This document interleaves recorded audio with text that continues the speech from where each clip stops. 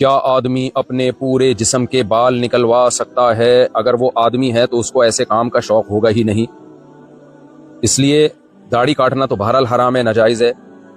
باقی پوری باڈی کے بال نکلوانے میں کچھ بال ایسے ہیں جو اللہ نے نکالنا ضروری قرار دیا ہے، زیر ناف بال اور بغلوں کے بال، یہ کاٹنا فرض ہے، لازم ہے، اور مونچھیں تراشنا بھی لازم ہے۔ باقی بال کیوں نکلوا رہا ہے یہ دیکھا جائے گا۔ اگر اس کی نیت بری ہے، آج کل گے بھی آ گئے ہیں مارکیٹ میں بہت زیادہ، اور ان کو اپنی باڈی کو عورتوں کی طرح بنانے کا شوق ہے تاکہ ہم اٹریکٹیو نظر آئیں، تو اگر یہ نیت ہے تو حرام ہے، ناجائز ہے۔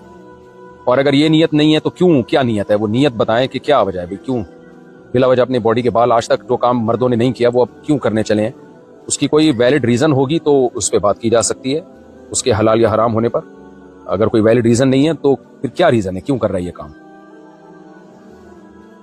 اگر بچوں کے اسکول بیگ پر کارٹون یعنی آنکھیں بنی ہوئی ہوں تو کیا فرشتے نہیں آتے؟ صرف آنکھوں سے کچھ نہیں ہوتا، چہرے کی تصویر بنانا ناجائز اور حرام ہے۔ تو بچوں کے بیگ وہ لینے چاہیے جن پہ جاندار کے چہروں کی تصویریں نہ ہوں، اگر ہیں تو اس کو آپ مسح کر دیں۔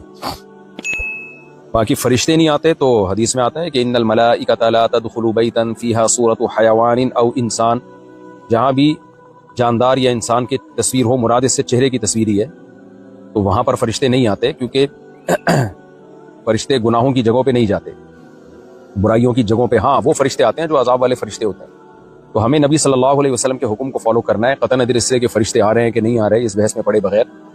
کسی نے شاہ اسماعیل شہید رحمۃ اللہ علیہ سے کہا، وہ کتا اٹھا کے ایک بندہ لے کے جا رہا تھا، تو شاہ اسماعیل شہید رحمۃ اللہ علیہ نے اس سے فرمایا کہ یہ تم نے کتا اٹھایا ہوا ہے، یہ تو شریعت میں کتا پالنا جائز نہیں ہے سوائے ضرورت کے۔ ضرورت کے لیے تصویر بھی بنا سکتے ہیں لیکن بلا ضرورت کی بات ہو رہی ہے، تو ضرورت کے لیے کتا پالنا قرآن میں اس کی اجازت ہے، تو بغیر ضرورت کے شوقیہ کتا پالنا اسلام میں جائز نہیں ہے۔ تو اس نے کتا پالا ہوا تھا، تو شاہ اسماعیل نے کہا کہ تم نے کتا پالا ہوا ہے، تمہیں پتہ نہیں ہے کہ جہاں کتا ہو وہاں فرشتے نہیں آتے؟ تو اس نے کہا اس لیے تو پالا ہے، وہ کوئی دہریہ تھا، ملحد تھا، طنز کیا اس نے، اس لیے تو پالا ہے کہ موت کا فرشتہ ہی نہیں آئے میری جان نکالنے۔ شاہ اسماعیل شہید رحمۃ اللہ نے فرمایا کہ جو فرشتہ کتے کی جان نکالنے آئے گا نا، تمہاری جان نکالنے بھی وہی آئے گا۔